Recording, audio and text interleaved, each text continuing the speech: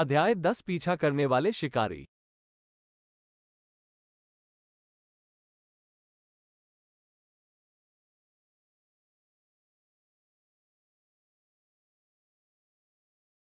जब मैं घर गया तो मुझे अपने किसी भी प्रश्न का उत्तर नहीं मिला। वास्तव में मैं उन्हें तैयार भी नहीं कर सका। यह शायद इसलिए हुआ क्योंकि मेरे दूसरे ध्यान की सीमा धुंधली होने लगी।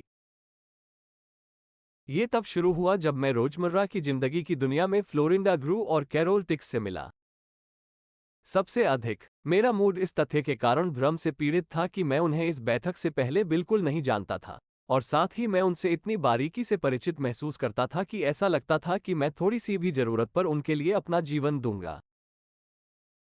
मैं कुछ साल पहले ताइशा एवेलर से मिला था, जब मुझे अपनी पहली मुलाकात में एक अजनबी के साथ लंबे समय से अंतरंगता की इस अजीब भावना की आदत हो रही थी, बिना इस बात का जरा भी अंदाजा लगाए कि ऐसा क्यों है।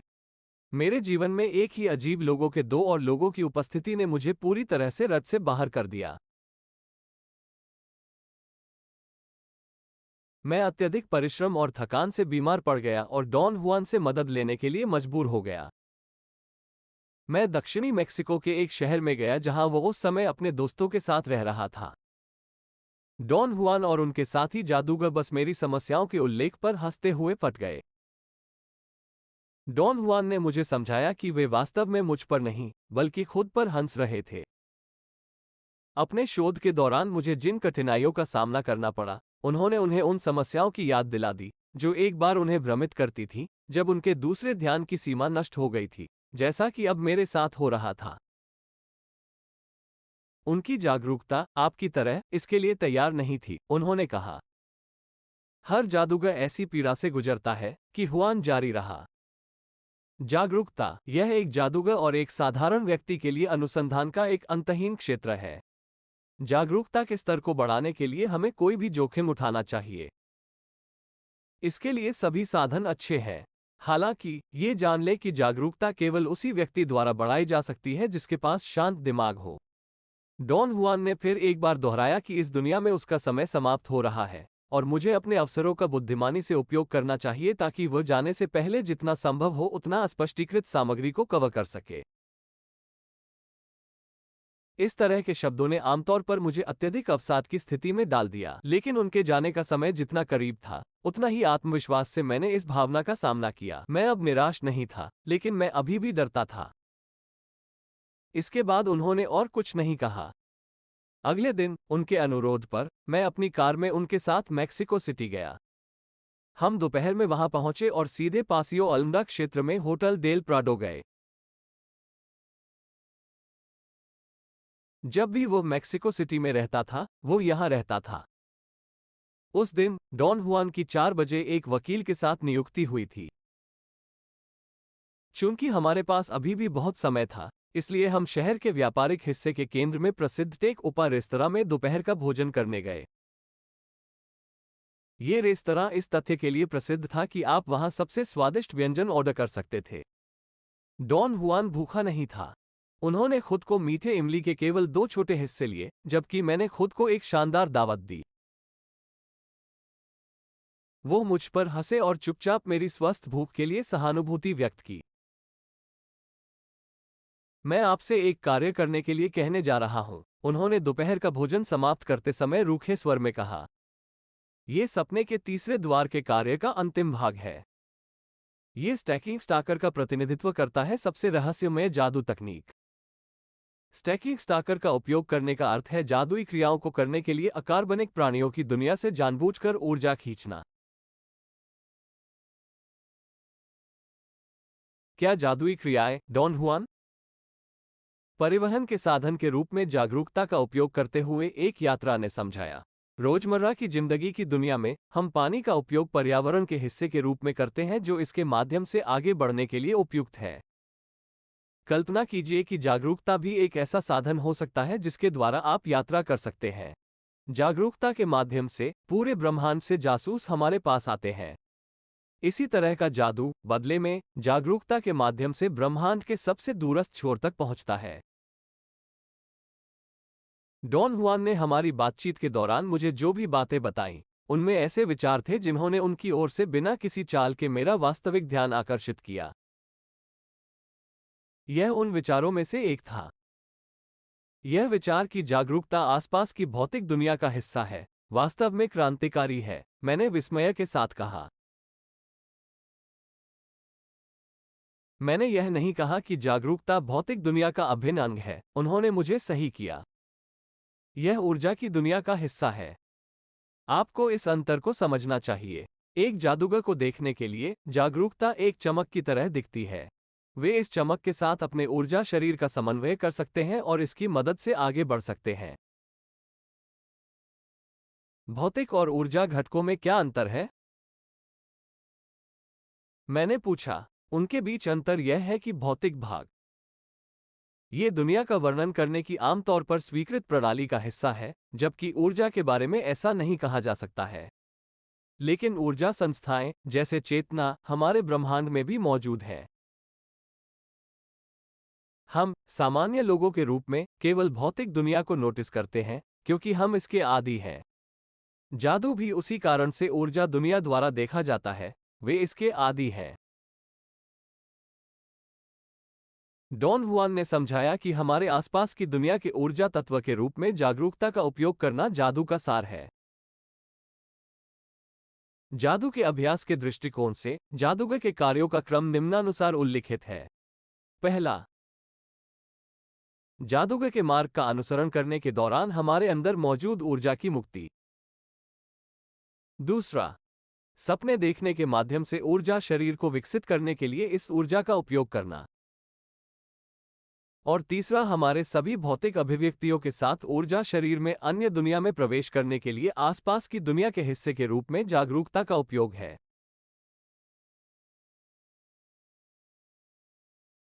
दूसरी दुनिया में दो प्रकार की ऊर्जा यात्रा होती है, उन्होंने जारी रखा। पहला वाला, जब चेतना, जादूगर की इच्छा की परवाह किए बिना, ऊर्जा शरीर को उठाती है और इसे कहीं वितरित करती है। दूसरा तब होता है जब जादूगर स्वयं, मन की पूरी स्पष्टता में, यात्रा करने के लिए जागरूकता का उपयोग करने का निर्णय लेता है। आप पहले प्रकार के आंदोलन से पहले से ही परिचित हैं, दूसरे को मास्टर करने में बहुत दृढ़ता लगती है। एक लंबी चुप्पी के बाद डॉन हुआन ने कहा कि जादूगरों के जीवन में ऐसी चीजें हैं जिन्हें कुशल संचालन की आवश्यकता होती है, और यह कि ऊर्जा शरीर के लिए उपलब्ध ऊर्जा तत्व के रूप में जागरूकता का उपयोग इन चीजों में सबसे महत्वपूर्ण, व्यवहारिक और खतरनाक है।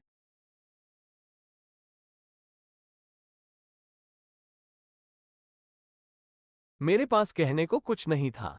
मुझे अचानक ऐसा लगा जैसे मैं पिन और सुइयों पर बैठा हूं और भ्रम में उनके शब्दों से चिपक रहा हूं। कार्य के इस अंतिम भाग को पूरा करने के लिए आपके पास स्वयं पर्याप्त ऊर्जा नहीं है, सपने के भाई, उन्होंने जारी रखा। लेकिन कैरल टिक्स के साथ, आप निश्चित रूप से वही कर सकते हैं जो मेरा मतलब है। उसने रोका, जानबूझकर मुझे अपनी चुप्पी के साथ धक्का देकर पूछा कि उसका क्या मतलब है। मैंने ऐसा किया, लेकिन उसकी हंसी ने ही मेरे उदास मूड को बढ़ाया। मैं चाहता हूं कि आप दोनों सामान्य दुनिया की सीमाओं को तोड़ दें और ऊर्जा तत्व के रूप में जागरूकता का उपयोग करके दूसरे में प्रवेश करें।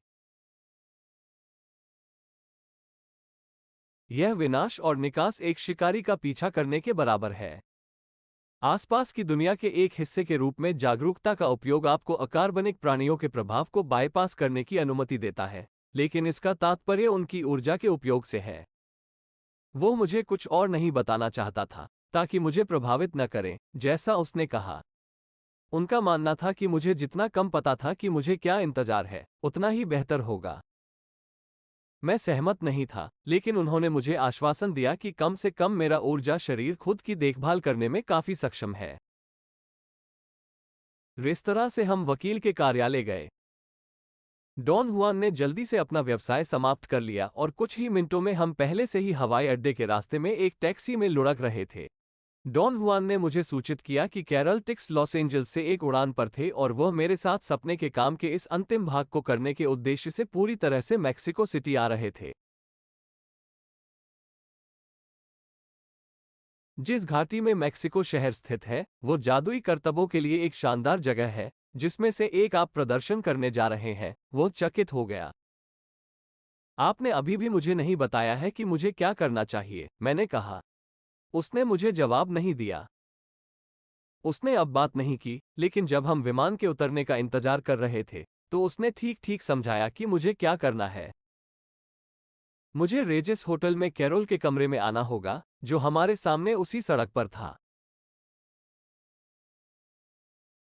फिर, पूर्ण आंतरिक शांति की स्थिति में प्रवेश करने के बाद, अकार्बनिक प्राणियों की दुनिया में जाने के इरादे को व्यक्त करते हुए, उसके साथ एक सपने में फिसल गया। मैंने उसे याद दिलाने के लिए बाधित किया कि हमेशा इससे पहले कि मैं उनकी दुनिया में प्रवेश करने के अपने इरादे को जोर से कह सकूं, मुझे एक ऐसी आंख का इंतजार करना पड़ा जो मुझे रास्ता दिखा सके। डॉन हुआन गिड़गिड़ाया और कहा, आपने अभी तक कैरोल टिक्स के साथ एक सपना नहीं देखा है। आप देखेंगे कि यह कितना महान है। महिला जादूगरों को किसी मददगार की जरूरत नहीं है। वे बस इस दुनिया में जाते हैं जब वे चाहते हैं। एक जासूस है जो लगातार उनका इंतजार कर रहा है। मैं खुद को यह विश्वास नहीं दिला सका कि एक मैक महिला वो करने में सक्षम थी जो उसने कहा था। मुझे ऐसा लग रहा था कि मुझे अकार्बनिक प्राणियों की दुनिया से निपटने में कुछ ज्ञान था। जब मैंने उनसे कहा कि मेरे दिमाग में क्या आया है, तो उन्होंने जवाब दिया कि मुझे महिला जादूगरों की संभावनाओं के बारे में कोई अनुभव नहीं है।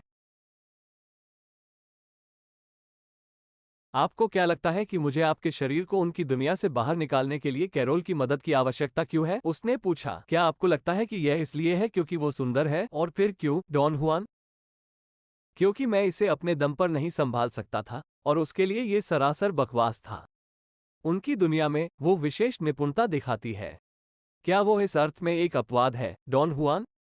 सामान्य रूप से महिलाएं स्वाभाविक रूप से अपनी दुनिया के साथ कुशलता से बातचीत करने की क्षमता से संपन्न होती हैं। जादू की महिलाएं, जाहिर है, इसमें हर किसी से बेहतर हैं।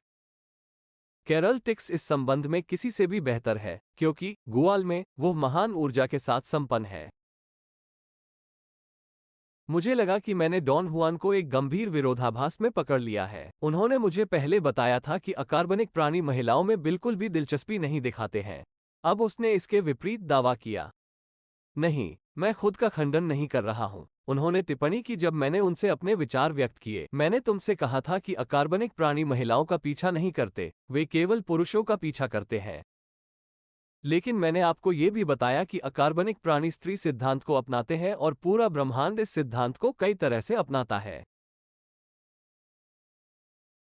वो इससे अपने निष्कर्ष निकालता है।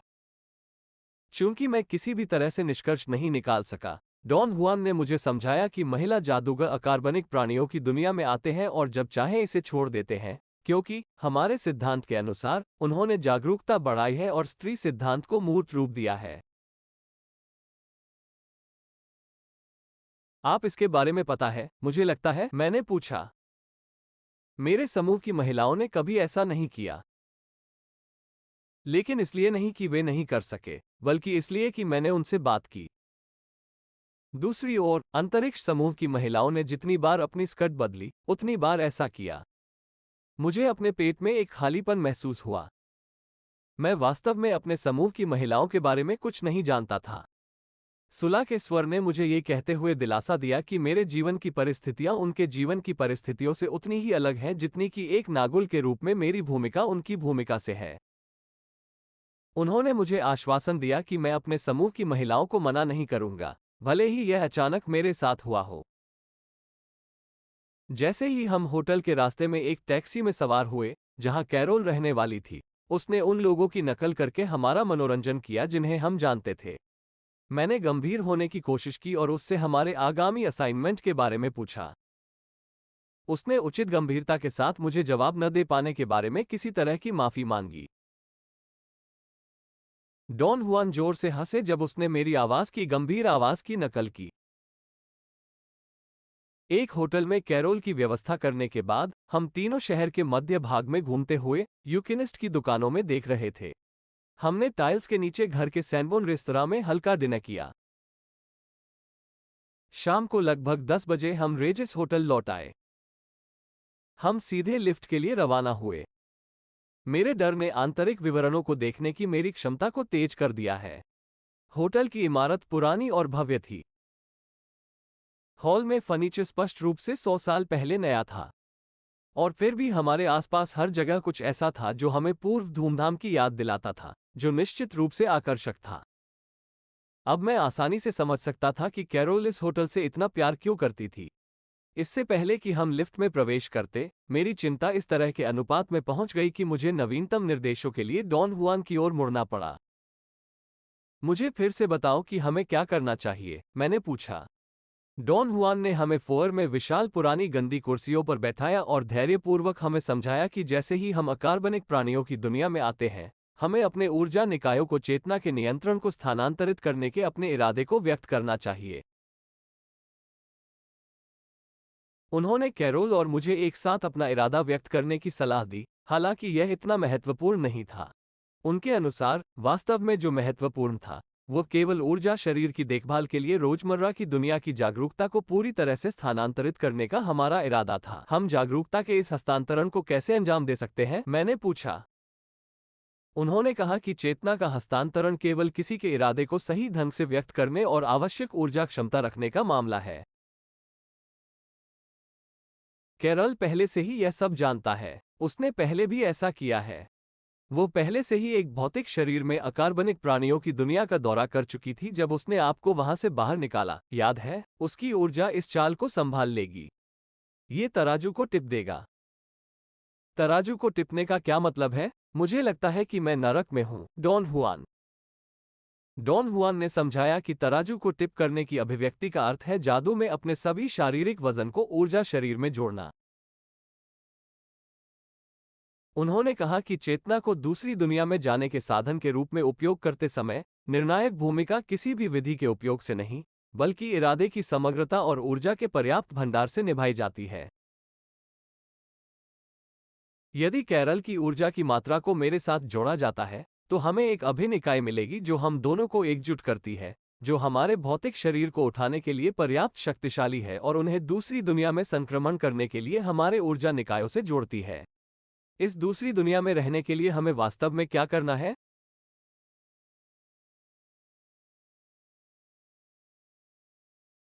कैरोल ने पूछा। उसके सवाल ने मुझे लगभग मौत के घाट उतार दिया, क्योंकि मुझे लगा कि वह हर उस चीज से अवगत थी जो हो रही थी। आपके सभी शारीरिक वजन को ऊर्जा शरीर में स्थानांतरित किया जाना चाहिए, डॉन हुआन ने जवाब दिया, उसकी आंखों में देखते हुए। इस पैंतरेबाजी की कठिनाई ऊर्जा शरीर को तदनुसार व्यवहार करने के लिए प्रशिक्षित करना है। लेकिन आप दोनों पहले ही कर चुके हैं। ऊर्जा शरीर को संभालने की खराब क्षमता। एकमात्र कारण आप असफल हो सकते हैं इस सुरुचिपूर्ण अंतिम पीछा तकनीक का प्रदर्शन करके। कभी कभी एक सामान्य व्यक्ति गलती से ऐसा करने का प्रबंधन करता है और खुद को दूसरी दुनिया में पाता है, लेकिन यह आमतौर पर तुरंत पागलपन या मतिभ्रम के रूप में व्याख्या की जाती है। मैं डॉन हुआन से बात करना जारी रखने के लिए कुछ भी दूंगा, लेकिन मेरे विरोध और अधिक जानने की तर्कसंगत इच्छा के बावजूद उसने हमें लिफ्ट में डाल दिया और हम तीसरी मंजिल तक गए, जहां कैरोल का कमरा स्थित था। हालांकि गहराई से मुझे एहसास हुआ कि मेरी चिंता इस तथ्य के कारण नहीं थी कि मैं और जानने के लिए उत्सुक था। मेरा डर बहुत नीचे दुबक गया। किसी कारण से इस जादू की चाल ने मुझे आज तक किए गए किसी भी काम से ज्यादा डरा दिया। डॉन हुआन के अंतिम विदाई शब्द थे, अपने बारे में भूल जाओ और आप किसी भी चीज से नहीं डरेंगे। उनकी व्यापक मुस्कान और टिमो इस कथन पर विचार करने का निमंत्रण था। कैरोल हंसे और डॉन हुआन की आवाज की नकल करना शुरू कर दिया, यह अनुकरण करते हुए कि उन्होंने हमें अपने विस्तृत निर्देश कैसे दिए। जिस तरह से उसने लिस्पेट किया, उसने डॉन हुआन के शब्दों को एक विशेष आकर्षण दिया। कभी कभी मैंने उसकी लिस्पिंग आवाज को मनमोहक पाया, लेकिन अधिक बार मैं इसे बर्दाश्त नहीं कर सका। सौभाग्य से मैं उस रात मुश्किल से उसकी लिस्प सुन पा रहा था। हम उसके कमरे में गए और बिस्तर के किनारे पर बैठ गए। मेरा अंतिम सचेत विचार यह था कि यह बिस्तर सदी की शुरुआत का अवशेष है। इससे पहले कि मैं एक शब्द भी बोल पाता, मैंने खुद को किसी अजीब बिस्तर पर पड़ा पाया। कैरल मेरे ठीक बगल में था। हम उसी समय खड़े हो गए। हम कपड़े पहने हुए थे और पतले कंबल से ढके हुए थे। ये सब क्या मतलब है? उसने कांपती आवाज में पूछा। क्या आप जाग रहे हैं? मैंने एक अनुचित प्रश्न के साथ उत्तर दिया। बेशक मुझे नींद नहीं आ रही है, उसने अधीरता के नोट के साथ कहा। क्या आपको याद है कि हम कहाँ थे? मैंने पूछा। एक लंबे समय तक चुप्पी पीछा किया। जाहिर है, वो अपने विचारों को सुझाने की कोशिश कर रही थी। मुझे लगता है कि मैं असली हूं और तुम नहीं हो, उसने आखिरकार कहा। मुझे पता है कि मैं अभी कहाँ गया हूं, और तुम मुझे धोखा देने की कोशिश कर रहे हो। मैंने उसके बारे में भी वैसा ही सोचा। वो जानती थी कि हम कहाँ थे और मुझे परखने या प्रैंक करने जा रहे थे। डॉन हुआन ने मुझे बताया कि वो और मैं अलगाव और अविश्वास के राक्षसों से उबर गए थे। और अब, जाहिर है, मेरे पास ये सुनिश्चित करने का एक अच्छा अवसर था। मैंने आपकी धुन पर नाचने से मना कर दिया, उसने मुझे विषैले रूप से देखते हुए कहा। यही मैं आपको बता रहा हूं, आप जो भी हैं। उसने एक कंबल लिया जिसे हम कवर कर रहे थे और उसमें खुद को लपेट लिया। मैं थोड़ी देर के लिए यहाँ झूठ बोलने जा रही हूँ और फिर जहाँ से आई हूँ, वहाँ वापस जा रही हूँ, उसने दृढ़ संकल्प के साथ कहा। और आप और दिलेर इन खेलों को स्वयं खेलते हैं। बकवास बात करना बंद करो, मैंने कहा। हम दूसरी दुनिया में हैं। उसने मेरे शब्दों पर कोई ध्यान नहीं दिया और एक असंतुष्ट बिगड़ैल बच्चे की तरह मुझसे मुंह मोड़ लिया। मैं जो हो रहा था उसकी वास्तविकता को साबित करने के निरर्थक प्रयासों पर अपना सपना देखने का ध्यान बर्बाद नहीं करना चाहता था। मैंने अपने परिवेश का अध्ययन करना शुरू किया। कमरा केवल खिड़की के बाहर चंद्रमा की रोशनी से जलाया गया था, जो हमारे ठीक सामने था।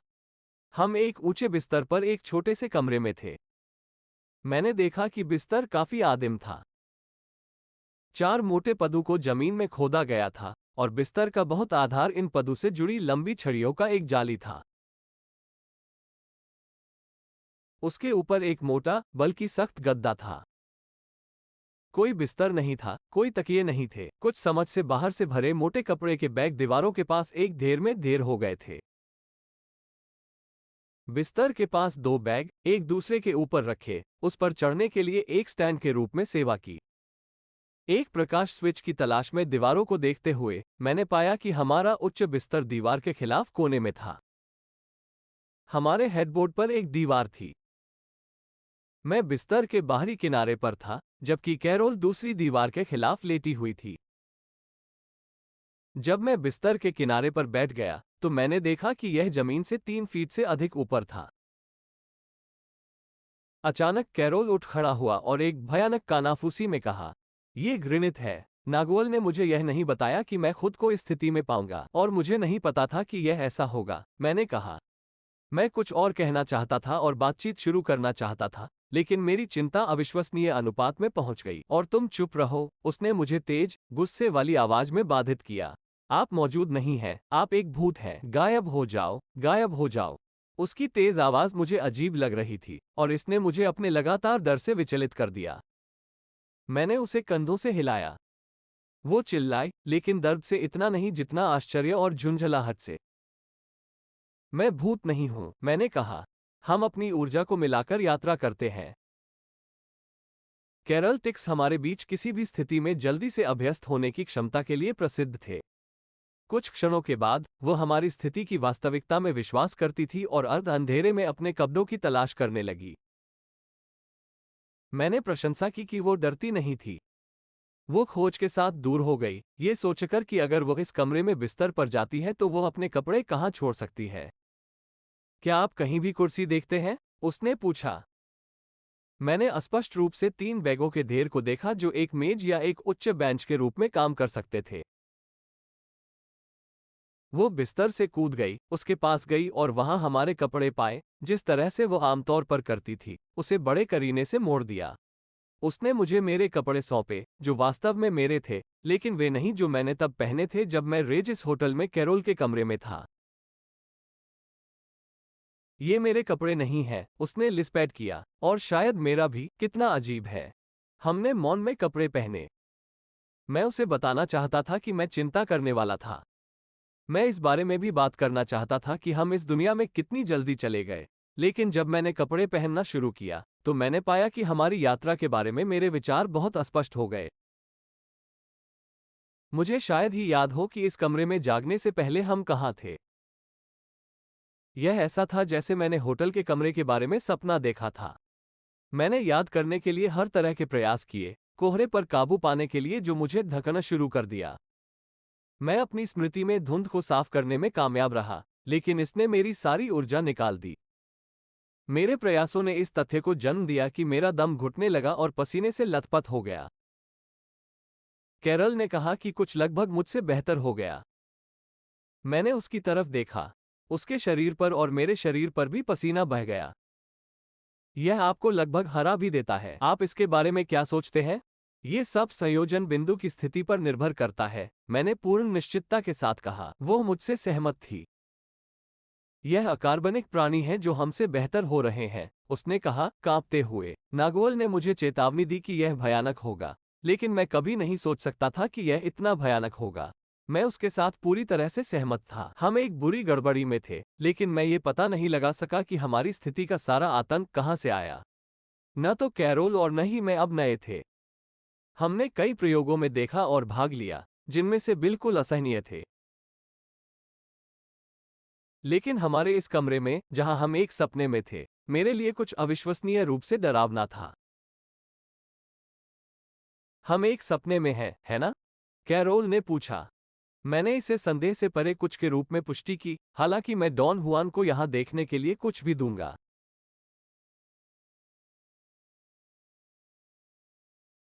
मैं इतना डर क्यों गया था?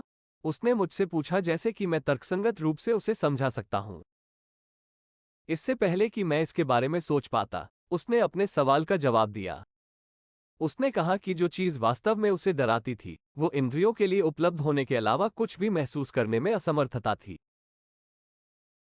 ये तब होता है जब संयोजन बिंदु उस स्थिति से आगे नहीं बढ़ सकता है जिसमें वो उस समय है। उसने मुझे याद दिलाया कि डॉन हुआन ने हमें अपने सामान्य स्थान पर गतिहीन रहने वाले संयोजन बिंदु के परिणामस्वरूप उन पर सामान्य दुनिया की शक्ति के बारे में बताया था। ये संयोजन बिंदु की गतिहीनता है जो दुनिया के बारे में हमारी समझ को इतना आत्मनिर्भर और बोझिल बनाती है कि हम इससे आगे नहीं जा सकते। कैरल ने मुझे एक और बात याद दिलाई जिसके बारे में नागुएल ने उसे बताया था। यदि हम इस आत्मनिर्भर बल को दूर करना चाहते हैं, तो हमें कोहरे को दूर करना होगा, अर्थात इसके स्थान को बदलने के इरादे से संयोजन बिंदु को स्थानांतरित करना होगा। और इससे पहले मुझे कभी समझ नहीं आया कि इन शब्दों को कहने से डॉन हुआन का क्या मतलब है, लेकिन मैं इसका अर्थ समझ गया, क्योंकि मुझे उस दुनिया के कोहरे को दूर करने के लिए अपने संयोजन बिंदु को दूसरी स्थिति में ले जाना था जिसमें हम थे और जो पहले से ही मुझे घेरने लगा था। कैरोल और मैं एक दूसरे से एक और शब्द कहे बिना खिड़की पर गए और बाहर देखा। हम ग्रामीण थे। चांदनी ने आवासीय भवनों की कुछ कम अंधेरे रूपरेखाओं को रोशन किया। जाहिर है, हम एक बड़े ग्रामीण घर के उपयोगिता कक्ष या स्टोर रूम में थे। क्या आपको याद है कि हम यहां बिस्तर पर कैसे जाते थे? कैरोल ने पूछा। मुझे लगभग याद है, मैंने कहा। मेरा मतलब बिल्कुल यही है। मैंने उसे समझाया कि कैसे मुझे उसके होटल के कमरे की छवि को ध्यान में रखने का प्रयास करना था। मुझे भी ऐसा ही करना था, उसने भयभीत कानाफूसी में कहा। मुझे पता है कि अगर हम यहां पहुंचते हैं और अपनी याददाश्त खो देते हैं, तो हम समाप्त हो जाते हैं। फिर उसने मुझसे पूछा कि क्या मैं उस शेड से बाहर निकलना चाहती हूं और देखना चाहती हूं कि बाहर क्या था। मैंने मना कर दिया। कुछ बुरा करने का मेरा अनुमान इतना मजबूत था कि मैं एक शब्द भी बोलने में असमर्थ था। मैंने जवाब में सिर्फ अपना सिर हिलाया। जब आप यहां नहीं जाना चाहते हैं तो आप कई मायनों में सही हैं, उसने कहा। मुझे लगता है कि अगर हम इस झोंपड़ी को छोड़ दें, तो हम कभी वापस नहीं आएंगे। मैं दरवाजा खोलना चाहता था और बस बाहर देखना चाहता था, लेकिन उसने मुझे रोक दिया। ऐसा मत करो, उसने कहा। आप बाहर से यहां कुछ दे सकते हैं। इस समय जीर्ण पिंजरे की एक छवि जिसमें कैरोल और मैं मेरे दिमाग की आंखों के सामने से गुजरे थे। कुछ भी, जैसे कि एक खुला दरवाजा, इस पिंजरे के अस्थिर संतुलन को परेशान कर सकता है। जिस क्षण मैंने इसके बारे में सोचा, उसी समय हमारी भी यही आकांक्षा थी। हमने अपने कपड़े इतनी जल्दी उतार दिए मानो हमारा जीवन उस पर निर्भर हो। फिर हम सीढ़ी के रूप में वहां खड़े 2 बैगों का उपयोग किए बिना एक ऊंचे बिस्तर पर कूद गए। लेकिन अगले ही पल हमें वापस नीचे कूदने के लिए मजबूर होना पड़ा। यह स्पष्ट था कि कैरल और मुझे उसी समय एक ही बात का एहसास हुआ था। उसने मेरे अनुमान की पुष्टि की जब उसने कहा, यदि हम इस दुनिया से संबंधित किसी भी चीज का उपयोग करते हैं तो हम केवल खुद को कमजोर करते हैं। जब मैं यहाँ कपड़े पहने, बिस्तर से दूर और खिड़की से दूर खड़ा होता हूँ तो मुझे ये याद रखने में कोई कठिनाई नहीं होती कि मैं कहाँ से आया हूँ। लेकिन अगर मैं बिस्तर पर लेट जाता हूँ, इन कपड़ों पर रखता हूँ या खिड़की से बाहर देखता हूँ तो मुझे इस दुनिया का प्रभाव मुझ पर महसूस होता है। हम बहुत देर तक कमरे के बीच में खड़े रहे, आपस में उलझे रहे। एक भयावह संदेह मेरे मन को पीड़ा देने लगा। हम अपनी दुनिया में कैसे लौटेंगे? मैंने पूछा, उम्मीद है कि वो जानती थी। हमारी दुनिया में वापसी अपने आप हो जाएगी अगर हम स्थानीय कोहरे में खो नहीं जाते हैं, तो उसने अडिग विश्वास की भावना के साथ कहा, जो हमेशा उसकी विशेषता रही है। और वो सही थी। थोड़ी देर बाद कैरोल और मैं उसी समय अरेगिस होटल के कमरे में उसके बिस्तर पर जाग गए। यह इतना स्पष्ट था कि हम अपनी सामान्य दुनिया में वापस आ गए थे कि हमने सवाल नहीं पूछे और इसमें संदेह नहीं किया। सूरज की रोशनी चकाचौंध थी। हम वहां से कैसे वापस आए? कैरोल ने पूछा। या जब हम वापस आए तो मुझे कहना चाहिए? मुझे नहीं पता था कि क्या कहना है या क्या सोचना है। मैं सोचने में सक्षम नहीं था और मैं अपनी मदद नहीं कर सका। क्या आपको लगता है कि हम अभी वापस आए हैं? कैरोल ने जोर दिया। या शायद हम पूरी रात यहां सोए थे? देखो, जब हम कपड़े उतारते हैं तो मैं कुछ भी नहीं पहनता। हमने उस दुनिया में कपड़े उतारे, मैंने कहा, और मैं अपनी आवाज सुनकर हैरान था। मेरा जवाब कैरोल पहेली लग रहा था। उसने मुझे खाली देखा और फिर उसके नग्न शरीर पर। हम बहुत देर तक गतिहीन बैठे रहे। हम दोनों को ऐसा लग रहा था कि हम खुद पर प्रयास करने में पूरी तरह असमर्थ हैं। लेकिन फिर अचानक उसी समय एक विचार हमारे पास आया। हमने तुरंत कपड़े पहने, कमरे से बाहर कूद गए। बाहर निकलने के रास्ते में सीढ़ियों की 2 उड़ानें चढ़ी, सड़क पार की और डॉन हुआन के होटल के कमरे में घुस गए। अनजाने में, घुट और अपनी भावनाओं को हवा देते हुए, हमने उसे बताया कि क्या हुआ था। उन्होंने हमारे संदेह की पुष्टि की। उन्होंने कहा कि आपने जो किया वो शायद सबसे खतरनाक चीज थी। उसने कैरोल की ओर रुख किया और उसे बताया कि हमारे प्रयासों को पूरी सफलता और पूर्ण हार दोनों के साथ ताज पहनाया गया था। हम रोजमर्रा की दुनिया की चेतना को ऊर्जा शरीर में स्थानांतरित करने में कामयाब रहे, जिससे हमारे भौतिक शरीर के साथ यात्रा हुई, लेकिन हम अकार्बनिक प्राणियों के प्रभाव से बच नहीं सके। उन्होंने कहा कि सपने देखने वाले आमतौर पर संक्रमण प्रक्रिया को धीमे परिवर्तनों के अनुक्रम के रूप में अनुभव करते हैं और उन्हें कई बार परिवहन के साधन के रूप में जागरूकता का उपयोग करने के अपने इरादे को व्यक्त करना पड़ता है। हमारे मामले में इन सभी मध्यवर्ती चरणों को हटा दिया गया था। अकार्बनिक प्राणियों के हस्तक्षेप के कारण हम दोनों को अविश्वसनीय गति से किसी शत्रुतापूर्ण दुनिया में फेंक दिया गया था। आपकी संयुक्त ऊर्जा के कारण आपकी यात्रा संभव नहीं हुई, उन्होंने जारी रखा। किसी और चीज ने आपको दूसरी दुनिया में फेंक दिया है। ये भी आपके लिए उपयुक्त कपड़े उठाया। क्या आप कह रहे हैं, नागुअल, कि कपड़े, बिस्तर और कमरा हमारे रास्ते में केवल इसलिए मिले क्योंकि हम अकार्बनिक प्राणियों के प्रभाव में आ गए थे? कैरोल ने पूछा। बेशक, उसने जवाब दिया। आमतौर पर क्लेरवॉयंट सिर्फ यात्रा करते हैं। लेकिन आपकी यात्रा ऐसी नहीं थी। आपने खुद को उस मंच के बगल में पाया जहां प्रदर्शन हुआ था, जो कभी अतीत के जादूगरों के लिए अभिशाप था। उनके साथ जो हुआ वो ठीक वैसा ही था जैसा अब आपके साथ हुआ है। अकार्बनिक प्राणियों ने उन्हें दुनिया में लालच दिया, जहां से जादूगर वापस नहीं आ सकते थे।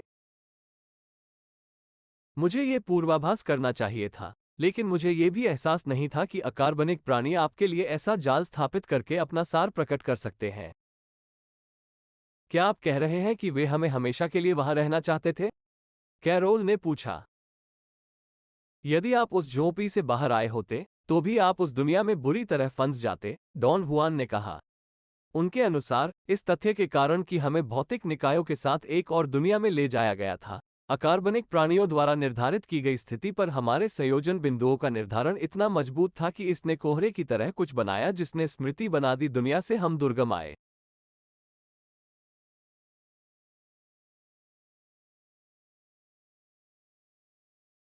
उन्होंने कहा कि इस तरह की गतिहीनता का सामान्य परिणाम संयोजन बिंदु को उसकी मूल स्थिति में वापस करने की असंभवता है, जो अतीत के जादूगरों के साथ हुआ था।